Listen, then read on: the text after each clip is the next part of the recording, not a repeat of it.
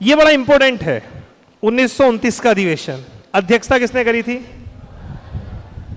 हाँ, एक्चुअली इस वाले अधिवेशन की अध्यक्षता गांधी जी, मेनली गांधी जी के पक्ष में थे कि गांधी जी इसकी अध्यक्षता करें, लेकिन गांधी जी ने अध्यक्षता नहीं करी थी, तो अध्यक्षता इसकी किसने करी थी? नेहरू जी ने करी थी। क्यों महत्वपूर्ण है मैं आपको बताता हूँ। बात बड़ी लंबी है तो थोड़ा सा बैक में जाना पड़ेगा आपको, पीछे। 1919 में एक एक्ट आया था जिसका नाम था मॉन्टेग्यू-चेम्सफोर्ड एक्ट, सुना है? ठीक है। इस अधिनियम से बहुत सारे प्रावधान किए गए थे, लेकिन इसमें एक प्रावधान और किया गया था। क्या? कि अब से 10 साल बाद यानी 1929 में एक आयोग ब्रिटेन में गठित होगा, वो आयोग भारत में जाएगा, वो इस 1919 के अधिनियम को चेक करेगा, इसका विश्लेषण करेगा कि क्या सही है, क्या गलत है, किन चीजों की जरूरत है। भारत की उस समय पर जो पार्टियां होंगी, बड़ी बड़ी कांग्रेस जैसी पार्टियां, मुस्लिम लीग जैसी पार्टियां, ये आयोग उनसे जाके बात करेगा और जो जो उन पार्टियों की डिमांड होगी उसके अकॉर्डिंग फिर हम अगला अधिनियम लेकर के आएंगे। ये बात 1919 में कर दी गई थी, जिससे कि भारतीयों को थोड़ी तसल्ली रहे, पहले इसे मान जाएं 10 साल के लिए, फिर आगे चल के जब आयोग आएगा तब बातचीत करके अपनी बात हम उन तक रख देते। आना 1929 में था, लेकिन साइमन कमीशन का गठन कर दिया गया 1927 में। 2 साल पहले ही साइमन कमीशन का गठन हो गया। तो साइमन कमीशन का गठन 2 साल पहले करने का रीजन था क्योंकि चुनाव आ रहे थे 29 में, तो सरकार की अस्थिरता आ जाती। उसके चलते सरकार ने फैसला लिया क्यों ना 1927 में ही साइमन कमीशन का गठन कर दिया जाए। तो वहां पर क्या हुआ, साइमन कमीशन का गठन किया गया। कोई मेरे को बताएगा साइमन कमीशन में टोटल मेंबर कितने थे? 7 मेंबर थे और 7 के 7 अंग्रेज थे। साइमन कमीशन का गठन क्यों हुआ? आप कहोगे 1919 में प्रावधान था, गठन होना था, भारत में आके उन्हें बातचीत करनी थी। 7 के 7 अंग्रेज, बिल्कुल गोरे चिट्टे, और अध्यक्ष है इनका साइमन। वहां से निकले जहाज में बैठ के पानी वाले से और मुंबई पोर्ट पर उतर गए। भारत में इन दिनों हमने फैसला कर लिया था हम साइमन कमीशन का विरोध करेंगे। तो पहली बात है कि साइमन कमीशन के विरोध का कारण क्या था? विरोध का कारण एक बड़ा ये था कि आप भारत में आ रहे हो, हमसे बातचीत करने आ रहे हो, तो एटलीस्ट अपने साथ एक आध अंग्रेज भारतीय तो ले लो, एक आध तुम्हारे आयोग में भारतीय होना चाहिए शामिल। 2 नाम हमारे भी डाल देते, हमारे यहाँ के लोग शामिल हो जाते। जवाहरलाल नेहरू को कर लेते, गांधी जी को कर लेते, किसी को भी कर लेते, अंबेडकर जी को कर लेते, एटलीस्ट किसी को तो करते। नहीं किया, तो हमने यहां पर किया विरोध। बंबई में पहुंचा साइमन कमीशन, विरोध। दिल्ली में पहुंचा साइमन कमीशन, विरोध। वहीं Simon commission go back, Simon commission go back, जब के नारे मारे। पंजाब वाले तो पीटने पे उतारू हो गए साइमन कमीशनों को, मतलब साइमन कमीशन में जो लोग थे इसके मेंबर्स पर पथराव करने पर उतर आए। और 1928 में जब साइमन कमीशन पंजाब पहुंचा, जगह जगह पहुंचा ना, हर जगह पहुंचा, हर जगह लोगों से बातचीत, क्या है क्या नहीं है वो सब हो रहा था, हर जगह विरोध मिला उसे, हर जगह झंडे दिखाए गए, काले झंडे, हर जगह Simon go back, Simon commission go back, Simon commission go back, Simon commission वापस जाओ, ये नारे लगाए गए, विरोध किया गया भारतीयों के द्वारा। लेकिन अंबेडकर जी और उनकी पार्टी ने साइमन कमीशन का विरोध नहीं किया था, वो पक्ष में थे, वो समर्थन में थे। इसके कुछ कारण थे, वो क्या थे वो मैं आगे बात करूंगा। लेकिन कांग्रेस ने विरोध किया, कांग्रेस ने विरोध वहां भी किया। अब जब विरोध कर रही थी कांग्रेस साइमन कमीशन का, तब इस कंडीशन में पंजाब में कुछ क्रांतिकारी लोग थे और इसमें सबसे महत्वपूर्ण एक संगठन था जिसका नाम था हिंदुस्तान सोशलिस्ट रिपब्लिकन एसोसिएशन।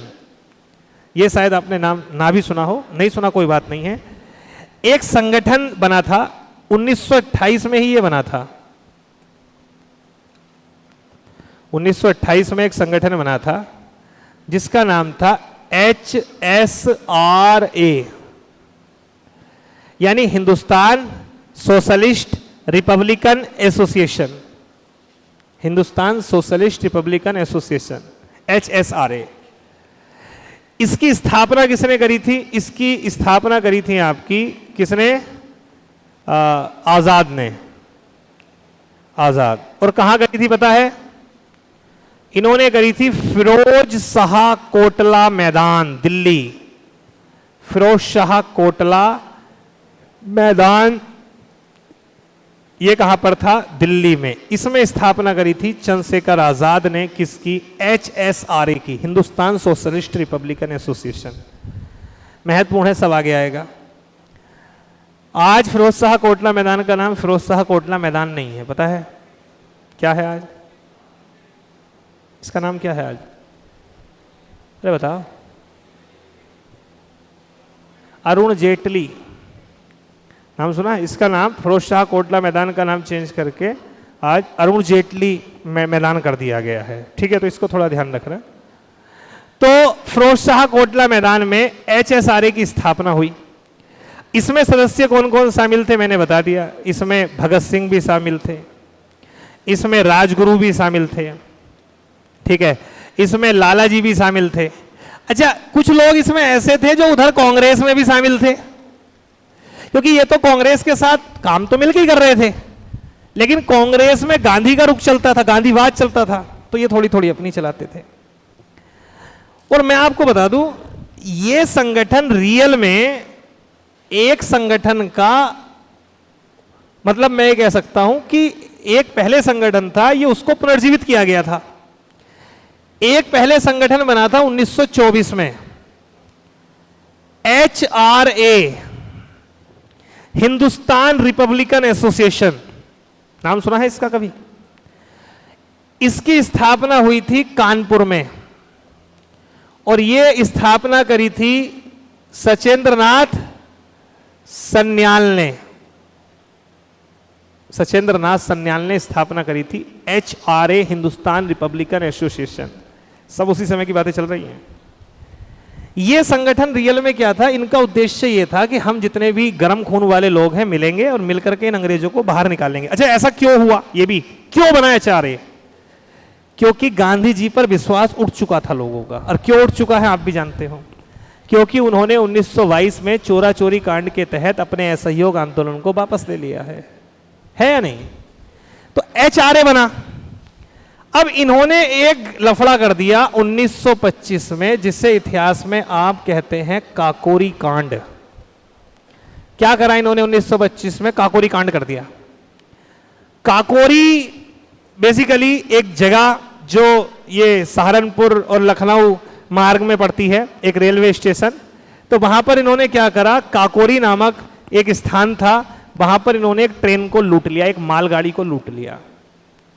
अब जब मालगाड़ी को लूटा तो अंग्रेजी हुकूमत इनके पीछे पड़ी।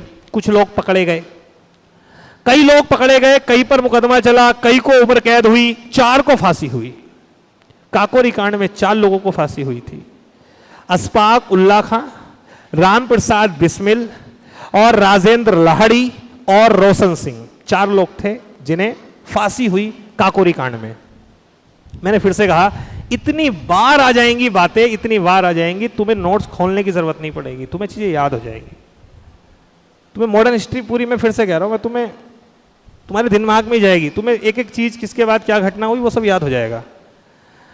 तो इन्होंने कर दिया काकोरी कांड। और जब काकोरी कांड पता चला कि HRA ने करा है, तो ब्रिटिश गवर्नमेंट ने HRA को एक टेररिस्ट ग्रुप घोषित कर दिया। जैसे आज ISIS क्या है, लश्कर तैयबा क्या है, बोको हराम क्या है, तालिबान क्या है, आतंकवादी संगठन है। लेकिन ये तो आप कह रहे हो ना कि आतंकवादी, क्योंकि आपकी गवर्नमेंट ने उनको आतंकवादी संगठन घोषित कर रखा है। समझिए मेरी बात, किसी संगठन को आतंकवादी घोषित करना वो हमारा काम है, हम उसे कहते हैं हमारे लिए आतंकवादी संगठन है। कल के दिल को भारत में कोई संगठन चल रहे हैं जितने, इनमें से अगर सरकार को लगा कि ये ज्यादा घटनाओं के लिए जिम्मेदार है, उसे आतंकवादी संगठन घोषित कर सकते हैं कि आतंकवादी संगठन है। फिर क्या होगा? फिर उस संगठन से जुड़ा जो जो व्यक्ति होगा उठा उठा के तोड़ा जाएगा, उसे सजा दी जाएंगी, पूछा जाएगा, मारा जाएगा, पीटा जाएगा। कई सारे स्टूडेंट्स यूनियन, कई सारे ऐसे संगठन जो कश्मीर में काम कर रहे थे, आजादी के लिए लड़ रहे थे, भारत सरकार ने उनको आतंकवादी संगठन घोषित कर रखा है। तो अब जितने उनसे जुड़े हुए थे, जितने उनसे ऐड थे, ग्रुप में जुड़े हुए थे, सब उठा के जेल में। तो किसी संगठन की क्या दिशा हो इसका पता नहीं, वो राष्ट्रवाद की ओर जा रही है दिशा या कहां जा रही है। तो एचआरए इंडियंस के लिए तो राष्ट्रवादी संगठन था, लेकिन अंग्रेजों के लिए आतंकवादी। उन्होंने इसको टेररिस्ट ग्रुप घोषित कर दिया। जितने लोग थे उन्हें, जिनके फंस गए वो नाम, तो सब लोगों ने मतलब खत्म ही कर दिया, एचआरए को ही खत्म कर दिया। सब लोगों ने कहा हम नहीं है, हम नहीं जानते कौन है एचआरए, को एचआरए खत्म हो गया। लेकिन जितने लोग थे सब बिखर गए। तब इन्होंने एक नया संगठन अपना रजिस्टर्ड करवाया, एचएसआरए, नाम उस जैसे रखा, बीच में सोशलिस्ट जोड़ दिया।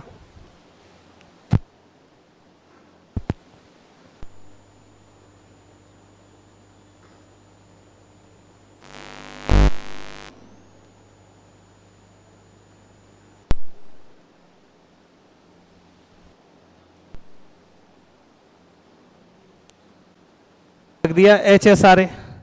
अब ये रखा किसने? ये रखा किसने? आपका चंद्रशेखर आजाद ने। इन्होंने दोबारा सबको बुला लिया, आ जाओ फिरोज शाह कोटला मैदान दिल्ली।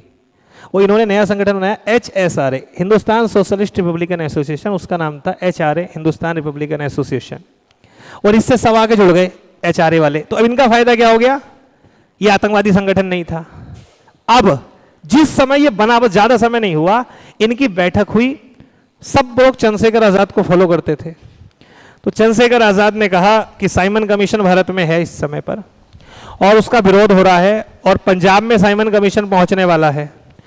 तो हमने ये फैसला लिया है कि एचएसआरए कांग्रेस के साथ मिलकर विरोध करेगी साइमन कमीशन का, और इसमें जो कमान संभालेंगे वो संभालेंगे लाला लाजपत राय जी। पंजाब में साइमन कमीशन पहुंचा, कांग्रेस के लोगों ने विरोध किया, एचएसआरए के मेंबर उसमें शामिल हुए, लाला लाजपत राय ने विरोध किया। लेकिन यहां पर जो विरोध था वो थोड़ा आक्रामक हो गया, और उस समय साइमन कमीशन की जो कस्टडी थी, ठीक है, वो सैंडर्स के हाथों में थी। वो पूरी कस्टडी सैंडर्स के हाथों में थी, जिम्मेदारी उस बचाने की सैंडर्स की थी। तो हुआ क्या वहां पर? हुआ कुछ ऐसे, कहते हैं कि जब लगा कि भीड़ आक्रामक हो रही है तो सैंडर्स ने लाठी चार्ज का बोल दिया कि लाठी चार्ज की जाए। लाठी चार्ज करी गई जम के, और वहां पर कैसे लगी? जान के लगी, सोच के लगी। लाला लाजपत राय जी के सिर पे बहुत सारी लाठी मारी, और इतनी लाठी मारी कि लाठी लग लग के चोट इतनी ज्यादा लग गई लाला जी के कि वो एक्सपायर हो गए, उनकी डेथ हो गई। लाला लाजपत राय की डेथ ऐसे हुई थी, बताया तुम्हें? तो अब ये खबर पहुंची किस तक? एचएसआरए तक, कि हमारा मेन लाला जी को तो सब मानते थे, बहुत बड़ा लाला जी के साथ ऐसा हो गया, तो सबको, भगत सिंह को, राजगुरु, सुखदेव, सबको बहुत ज्यादा दुख हुआ, दर्द हुआ। तब ऐसे में एचएसआरए ने एक प्लान बनाया। बोले हम इस सैंडर्स को मारेंगे। उन्होंने पूरी फील्डिंग जमाई, कैसे निकलता है सैंडर्स, कैसे क्या होता है, पूरा लाहौर की बात है, घटना लाहौर में थी, लाहौर में ही रहता था। पूरी फील्डिंग लगाई, सैंडर्स निकला, और निकलने के बाद कहते हैं इन लोगों ने फील्डिंग लगा करके सैंडर्स को मार दिया, जिसमें भगत सिंह, राजगुरु, सुखदेव ये लोग शामिल थे।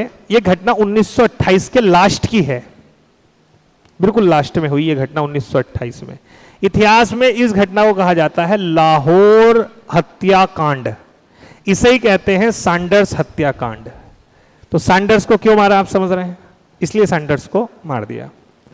अब जब सैंडर्स को मारने के पीछे नाम निकला एचएसआरए का, हिंदुस्तान सोशलिस्ट रिपब्लिकन एसोसिएशन का, तब एचएसआरए को घोषित कर दिया एक आतंकवादी संगठन। मतलब घोषित अभी करा नहीं, लेकिन ये होने लगी कि इसको आतंकवादी संगठन घोषित कर दिया जाए। सरकार को शक था कि एचएसआरए ने ये सब काम किया है, लेकिन पता नहीं था, कोई प्रूफ नहीं था, कोई सबूत ही नहीं था कि प्रूफ कर दिया जाए ये काम भगत सिंह या किसी ने किया है। हाँ, पता था, अंग्रेजों को ये क्लियर था कि ये काम करा जो है वो इन्होंने ही है, एचएसआरए ने किया, लेकिन कोई सबूत छोड़ा ही नहीं था, कोई सबूत नहीं था, तो वो किसी को दबो सकते नहीं थे। ठीक है, तो अब क्या हुआ? अब ये हुआ कि इन्होंने फिर प्लान थोड़ा ये बनाया, जब ज्यादा आक्रामक तरीके से इधर उधर ढूंढने लगी ब्रिटिश पुलिस, तो एचएसआरए ने एक निर्णय लिया कि हम क्या करेंगे, हम अपने कुछ लोगों की गिरफ्तारी करवा देते हैं। और ये पूरा प्लान जो था वो भगत सिंह का था। भगत सिंह केवल वो नहीं थे कि आप कहें कि उनमें जज्बात थे, ये थे, उसके अलावा उन्होंने बोलने की क्षमता, बातों को रखने की क्षमता बड़ी बढ़िया थी। ठीक है, बहुत बेहतर तरीके से बातों को रख सकते थे। तो भगत सिंह ने एक प्लान सोचा। भगत सिंह ने कहा कि अगर हमने यहाँ पर कुछ नई कदम उठाया तो ऐसे में हमारे लोग ज़्यादातर पकड़े जाएंगे, उन्हें टॉर्चर करा जाएगा। तो भगत सिंह ने अपने आप फैसला लिया कि हम अपनी गिरफ्तारी देंगे। तो उन्होंने एक प्रस्ताव रखा आज़ाद के सामने, चंद्रशेखर आज़ाद के सामने। प्रस्ताव में उन्होंने ये कहा कि हम लोग बम फेंकेंगे सेंट्रल असेंबली पर। सेंट्रल असेंबली समझ रहे हैं, केंद्रीय विधानसभा पर बम फेंकेंगे। तो बोले केंद्रीय विधानसभा पर हम लोग बम फेंकेंगे, और ये जो हम बम फेंकेंगे, ये बम हम किसी को मारेंगे नहीं। मार दिया तो फिर तो खत्म ही है, जेल में जाएंगे, सीधा फांसी होगी। हम किसी पर फेंकेंगे नहीं, हम वहां मारेंगे जहां कोई नहीं बैठा होगा। वो हमें पकड़ेंगे, हम पकड़े जाएंगे, वो हमें जेल में लेके जाएंगे, कोर्ट के सामने पेश करेंगे।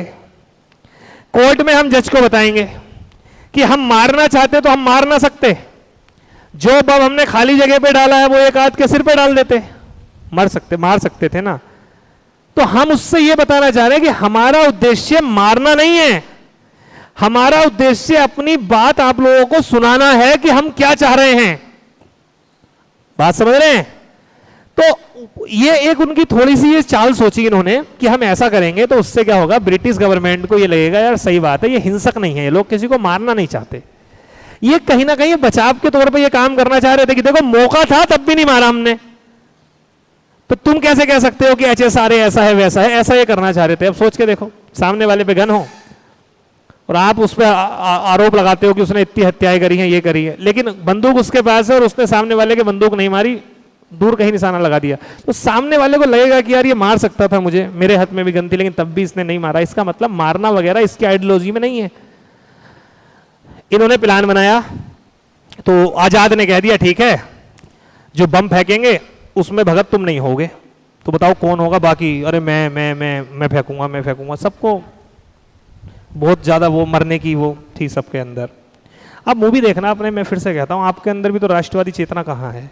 कितने लोग हैं जिन्होंने भगत सिंह देखी है, अजय देवगन वाली, अजय देवगन वाली जो भगत सिंह है मूवी, कितनों ने देखी है? हाथ खड़ा करो। मुश्किल से 5% लोग, मतलब शर्म आनी चाहिए। और नहीं आ रही तो घर जाके आज शीशे में देख के आ जानी चाहिए। आप अपने देश के ऊपर बनी कोई डॉक्यूमेंट्री हो, कुछ भी हो, वो आप नहीं देख रहे हो, और वैसे भगत सिंह मिलते रहते हैं 26 जनवरी और पाठ पढ़ाते हैं हमें भगत सिंह का, हमें बताएंगे कि भगत सिंह के बारे में ये करें। अबे जानते क्या भगत सिंह के बारे में, राजगुरु या सुखदेव के बारे में? क्या केवल बोलने से आती है क्या? यही इंडिया का तो सिस्टम ही है, जितना ज्यादा दिखावा है ना, बाकी कुछ नहीं। भगवान के नाम पे पूजा, ये घंटी, ये वो, 2 नाम पूछोगे पता होगा नहीं किसी को कुछ भी क्या है क्या ये पता नहीं है। ऐसे ही देश के नाम पे झंडा, ये वो, पता कुछ है नहीं। जब तक आत्मबोध नहीं होगा ना, तब तक तो किसी चीज को मानना भी पाप है। पता है आपको ये बात? ओशो ने एक बात कही है कि यदि किसी व्यक्ति को आत्मबोध नहीं है तो मंदिर बनाना, मस्जिद बनाना, पूजा करना भी पाप है, वो भी पाप है। वो शायद आप नरक जाने के दरवाजे खोल रहे हो, आपको आत्मबोध ही नहीं है। आत्मबोध मतलब होता है अपने से किसी चीज का बोध होना कि आप ये कर क्यों रहे हैं। किसी को देख के कर रहे हैं तो क्या ही मतलब है। तो प्लान बनाया इन्होंने कि हम सेंट्रल असेंबली में बम फेंकेंगे। बम का जुगाड़ करा पहले तो, बनाने का इन्होंने ढूंढा। तो 1-2 लोग थे जो पढ़े लिखे थे, जो पढ़ के आए हुए थे बाहर, वो जानते थे कैसे बनता है, क्या क्या ज़रूरत होती है बम बनाने में, गन कोटन, ये वो, दुनिया भर की चीज़ें वगैरह, ये सब काम इन्होंने पूछा। बम बनाया, खेत में जाके एक ट्राई मारा, खुश हो गए। अब फेंकने की बारी आई तो सब लोग उन्होंने, चंद्रशेखर आज़ाद ने बिल्कुल कह दिया कि भगत तुम नहीं जाओगे, क्योंकि डर था उनके मन में कि इसमें घटना हो सकती है कि अगर चला गया तो हो सकता है छूट के ना आए। लेकिन भगत ने विश्वास दिलाया आज़ाद को कि मैं जाऊंगा और मैं वापस आऊंगा, आप देखना। मैं, और दूसरी बात ये भी थी कि आज़ाद, भगत सिंह का ये कहना था कि आप बताओ क्या कोर्ट में मेरे से बेहतर कोई इनमें से बात कर लेगा। थे और भी, लेकिन वो जानते थे कि ज्यादा बेहतर बात भगत सिंह कर सकता है, चाहे अंग्रेजी में हो या वैसे हो, वो कर सकता है।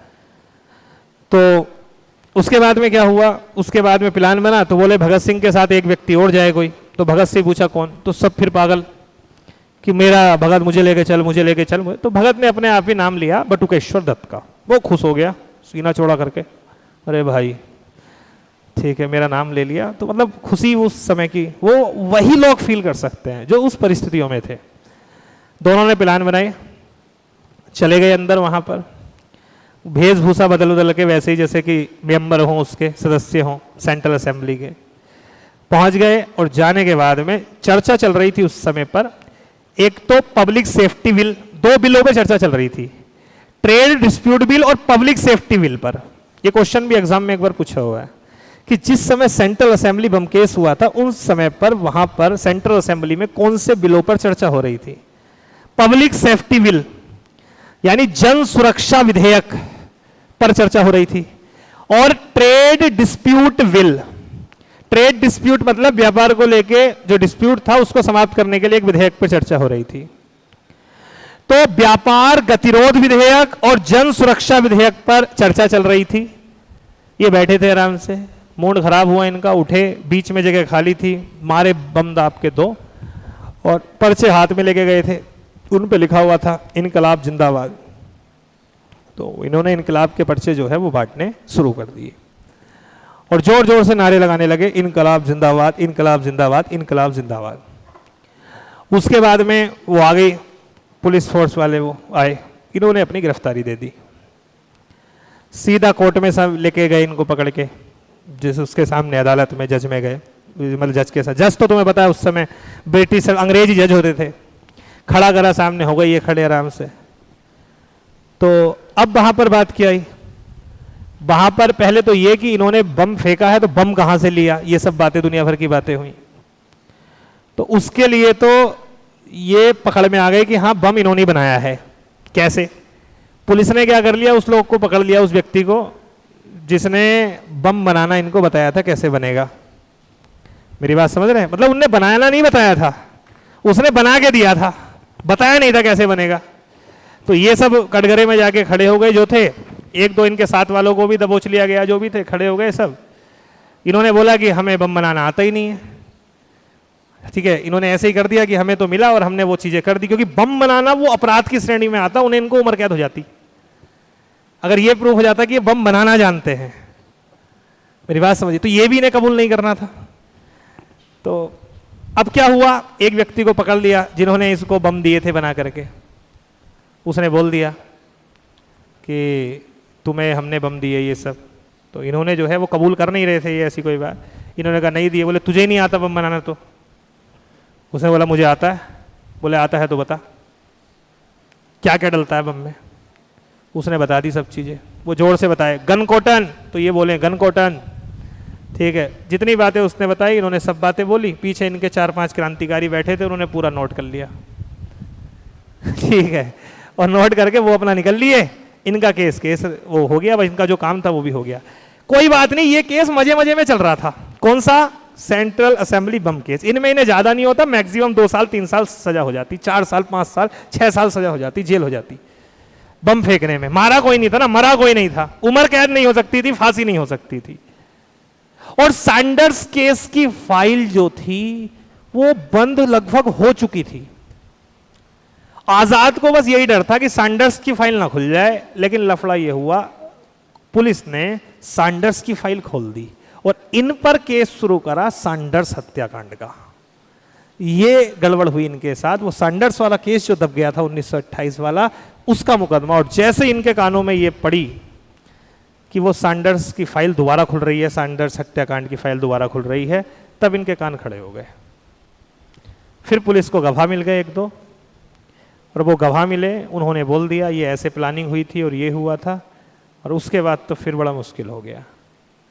फिर तो आपको पता है, फिर तो इसमें फांसी होनी थी। और भगत सिंह, राजगुरु और सुखदेव को फिर जो फांसी हुई वो सैंडर्स हत्याकांड में हुई थी, ना कि सेंट्रल असेंबली बम केस में। लेकिन गिरफ्तारी जो हुई थी वो सेंट्रल असेंबली बम केस में हुई थी, ठीक है।